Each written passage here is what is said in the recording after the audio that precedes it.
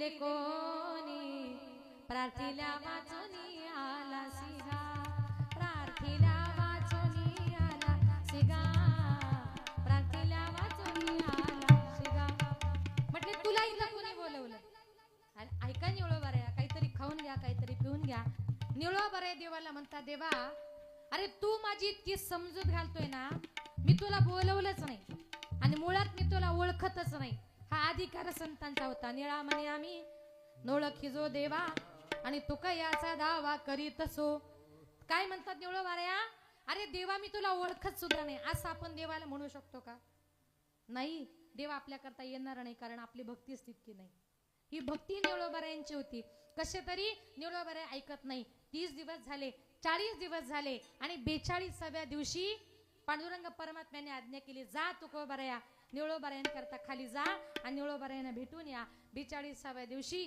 माझी तुकोबाराय वैकुंठातून निळोबाऱ्यांना भेटण्याकरता परत खाली आले याला म्हणतात गुरुनिष्ठा ही गुरुनिष्ठा माझे निळोबारे तुम्हाला मला दाखवतात म्हणून संत महात्म्यांनी जो मार्ग सांगितलाय मार्गदावनी गेले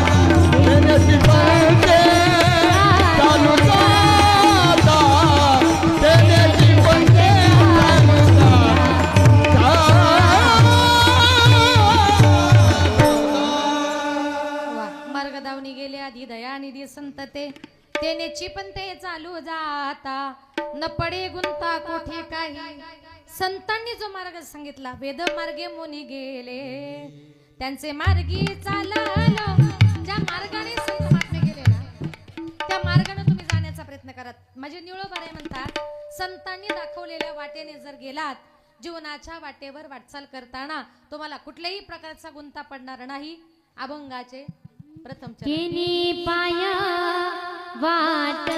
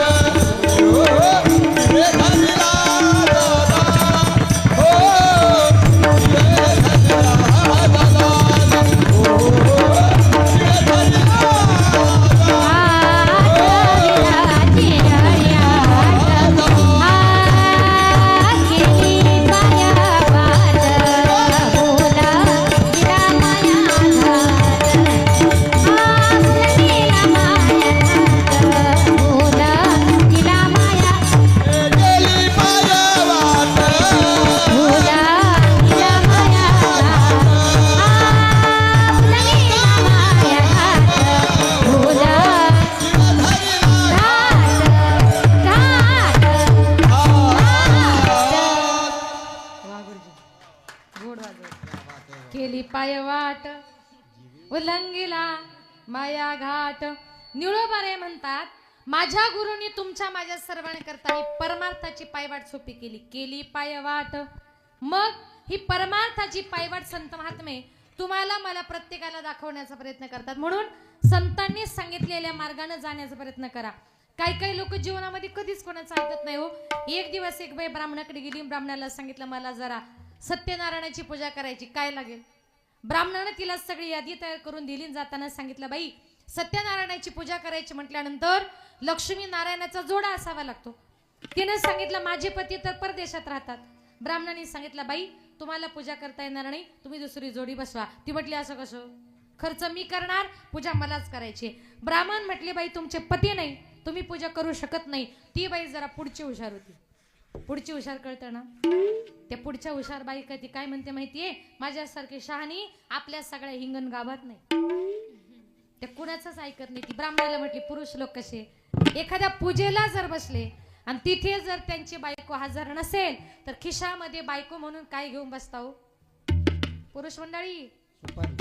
कुणी सांगितलं, ब्राह्मणाने. बरं, मग ती म्हटली पुरुष लोक जर पूजेला बायको म्हणून सुपारी घेऊन बसतात तर आमच्या करता नवरा म्हणून काही ऑप्शन. ब्राह्मणाने सांगितलं बाई अजून तर शास्त्रात तसं काहीच नाही. ती म्हटली असं कसं, पुरुषांकरता सुपारी म्हणजे आमच्या करता काहीतरी असेलच ना, तुमचा अभ्यास कुठेतरी कमी पडतोय असं म्हटलं. त्या ब्राह्मणाला असा राग आला. रागाच्या भरात तो ब्राह्मण उठला, त्यानं शास्त्राचं पुस्तक घेतलं, 2-4 पानं पलटली आणि म्हटलं बाई सापडलं. ती म्हटली पटकन सांगा. ब्राह्मण म्हटलं बाई पुरुष लोक जर पूजेला बायको म्हणून सुपारी घेऊन बसतात ना तर तुम्ही नवरा म्हणून एखादा मोठा बटाटाच घेऊन बसता. असं काही करू नका. हे फक्त जे ऐकत नाही त्यांच्याकरता हा उपाय आहे. म्हणून जीवनामध्ये कधीतरी कुणाचं ऐकायचं. बघा एका गावात एक सुनबाई आपल्या सासूला सारखी घरात घ्यायची बाहेर काढायची, घरात घ्यायची बाहेर काढायची. सकाळपासून दुपारपर्यंत तिचा तेवढाच उपक्रम चालू.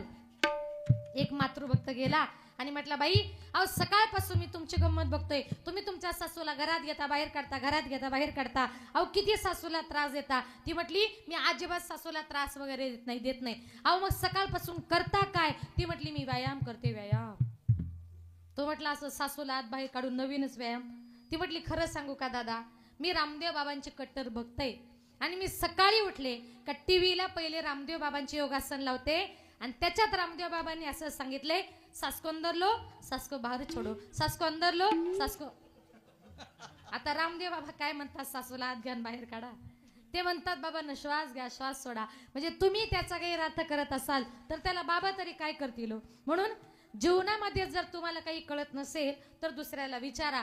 कारण का संत महात्मे या जगामध्ये तुम्हाला मला उपदेश करण्याकरता आलेत. आता तरी पुढे हाची उपदेश, आता तरी पुढे हाची उपदेश, आता तरी पुढे हाची उपदेश, आता तरी पुढे हाची उपदेश, आता तरी पुढे हाची उपदेश, आता तरी पुढे हाची उपदेश, आता तरी पुढे हाची उपदेश, आता तरी पुढे हाची उपदेश.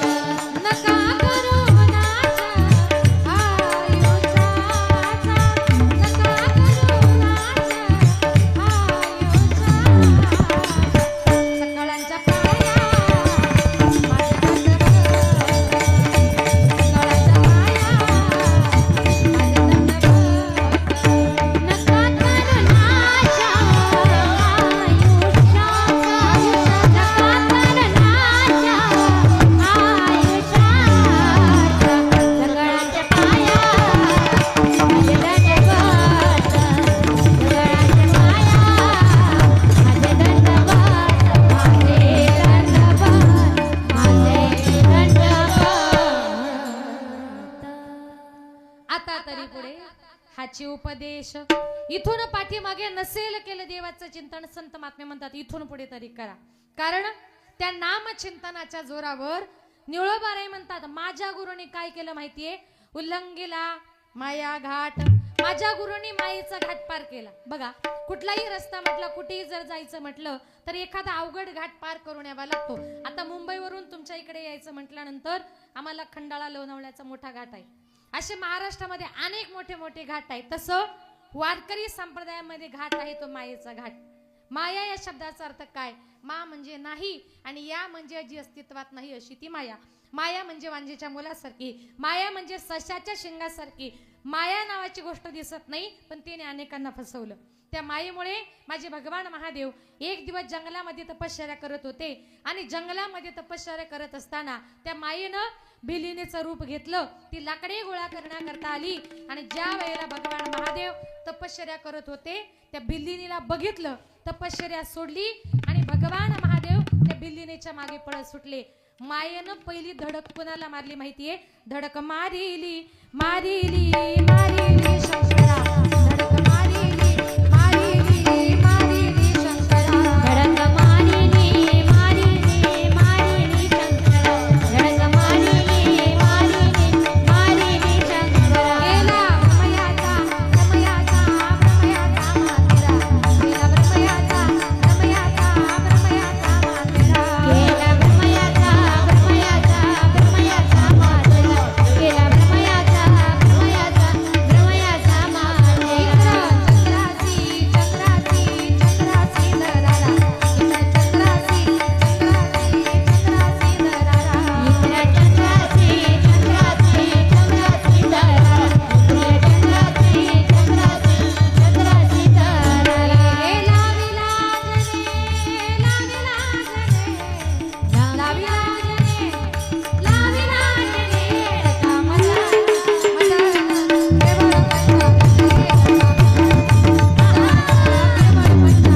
येडका मदाना मदाना केवळ पंचाना, येडका मदाना मदाना केवळ पंचाना. हो हो हो मायेनं पहिली धडक मारली कुणाला? शंकराला धडक मारिली शंकरा. दुसरी केला ब्रह्मयाचा मातेरा. एवढे मोठे ब्रह्मदेव, वेदांची पुस्तकं ज्याच्या डोक्यामध्ये होती त्या ब्रह्मदेवानं काय केलं? आपल्या स्वतःच्या एका मानसकन्येच्या अभिलाषा धरली. माझे नाथ बाबा म्हणतात, वेदार्थाचा गोवा कन्याभिलाष वेदे नाही ऐसे सांगितले. एका मुलीची अभिलाषा धरल्यामुळे ब्रह्मदेवाची तर मातीच करून टाकली. आपण एकमेकांना समोर वारकरी माणसं समोर जर भेटलो, कोण म्हणतं जय हरी, कोण म्हणतं रामकृष्ण हरी, कोण जय श्रीराम म्हणतं, पण कोणीतरी जय ब्रह्मदेव असं म्हणतं का? ब्रह्मदेवाचं लोक नाव घेत नाही. केला ब्रह्मयाचा, माईनं ब्रह्मदेवाची परमातीच करून टाकले. तिसरं इंद्र चंद्रासी दरारा. इंद्रानं काय केलं? आपले गुरु इंद्रानं गौतम ऋषींची पत्नी अहिल्याचा विनयभंग केला. गौतम ऋषींनी त्याला शाप दिला की तू माझ्या बायकोचं पतिव्रत्य भ्रष्ट केलं, सारे तुझ्या अंगावर हजारो बोके पडतील. गौतम ऋषींच्या शापानुसार इंद्रा पडली बघ चंद्र झाला काळा, नारद चुकला चाळा भजनाचा. त्या गौतम ऋषींच्या शापानुसार इंद्राच्या अंगावर हजारो बोके पडली, चंद्र काळा झाला. बघा, आजही आपण चंद्रा इतकं तेजस्वी सुंदर कोणी आहे का?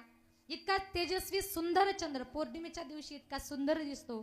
पण बृहस्पतीने त्याने काय केलं? आपले गुरु बृहस्पती बायको त्यांची पत्नी तारा हिला पळवले आणि त्यावेळेला बृहस्पतीने शाप दिला की चंद्रा, या जगात तू इतका तेजस्वी आहे पण माझ्या बायकोला पळवल्यामुळे तुझ्या चेहऱ्यावर कुठला तरी काळा डाग पडेल.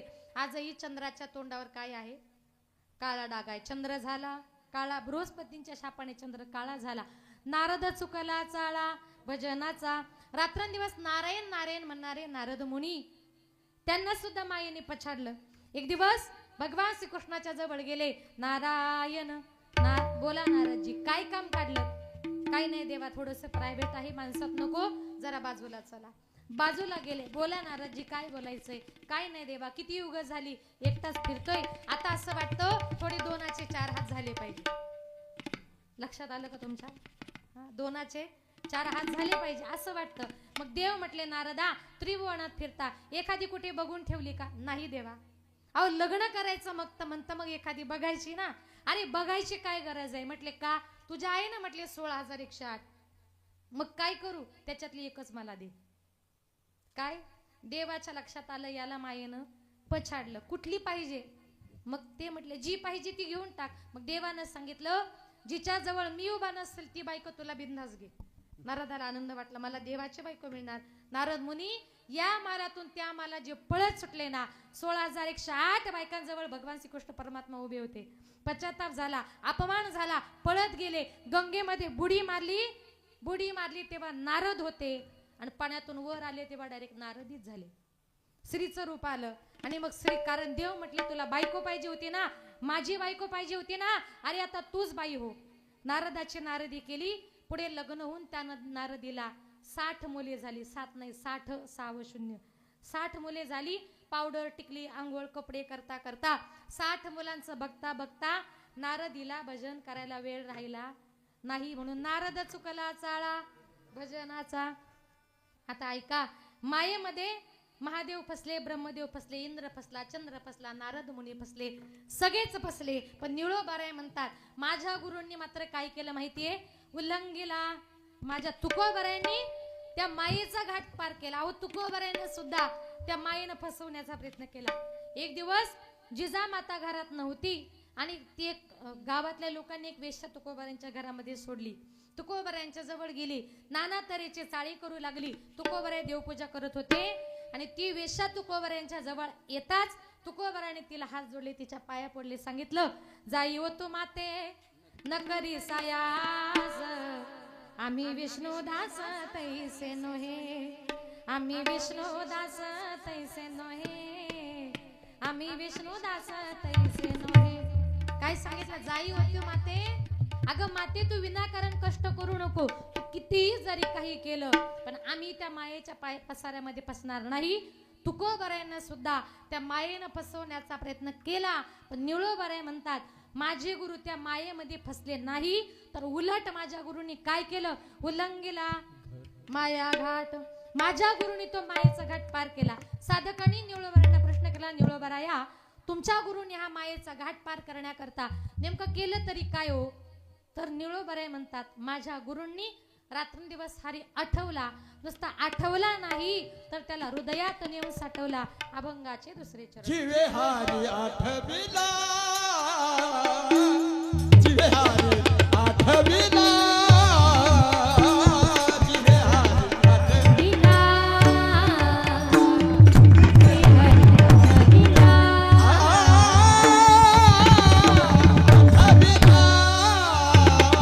जीवे हरी आठविला, आठविला, आठविला.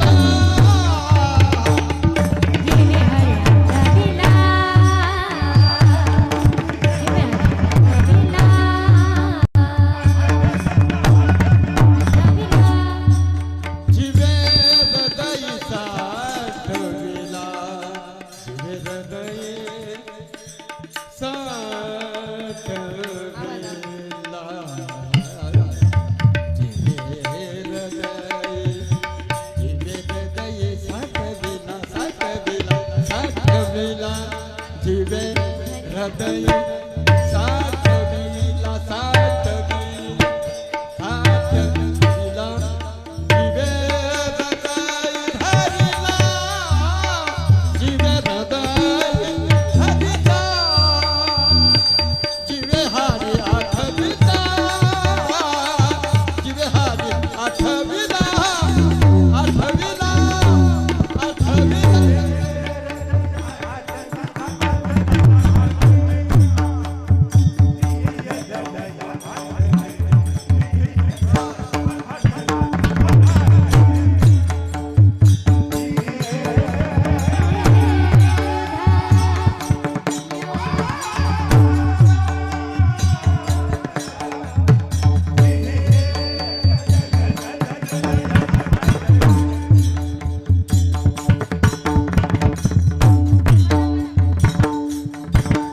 आठविला, जीवे हरी साठविला, जीवे हरी साठविला, साठविला, साठविला,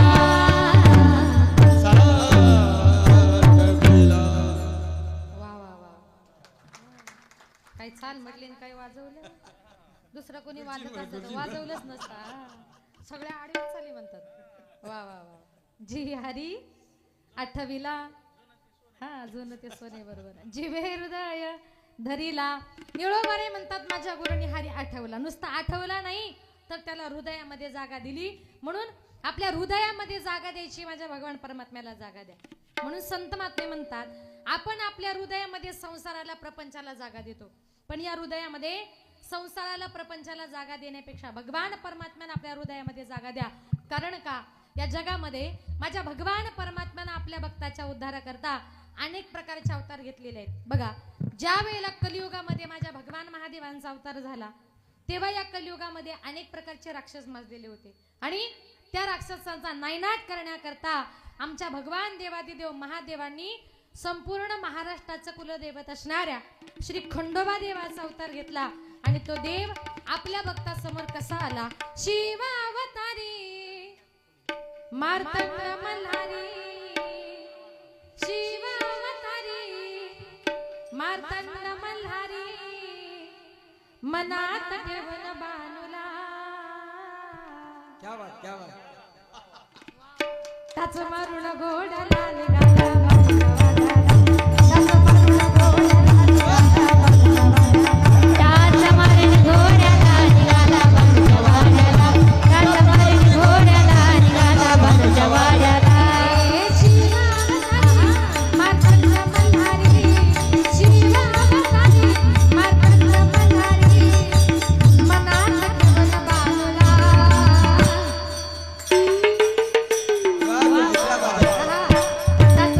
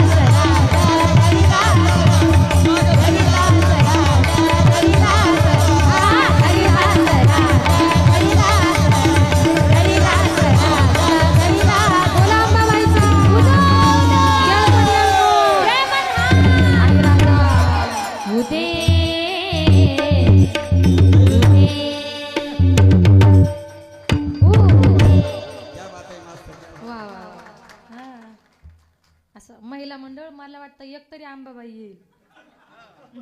म्हणून म्हटले आंबाबाई लाड लाड ये ग. नाही आली तेच बरं झालं. नाही ते एका गावात असंच कीर्तनाला गेले, लोक म्हटले अजून म्हणा अजून म्हणा, आणि तिकडून अशी जगदंबा धावत आली. म्हटलं मावशी थांबा थांबा, म्हटली का ती स्टेजवर पळत आली, तिने माझा माईकच घेतला. आता काय करावं, सगळं कीर्तन डिस्टर्ब व्हायला लागलं. त्या मावशीची कमरेली होती पैशांची पिशवी, मी घेतली काढून. ती मावशी लागली उड्या मारायला, माझी पिशवी हातात दिली, तेव्हा गुपकन खाली जाऊन बसली.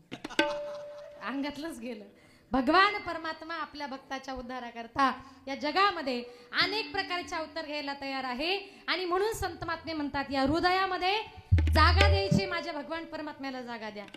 हृदयामध्ये मरेपर्यंत तुमच्या हृदयामध्ये संसार प्रपंच अशा गोष्टी जर असतील तर त्याच्यामुळे काय होते. एक सुंदर उदाहरण सांगते बघा. एका गावात एक बाबा मरणार आणि तेवढ्यात त्या बाबाची वाचा गेली. आता वाचा गेल्यानंतर ते बाबा हाताच्या संकेतानं फक्त अशा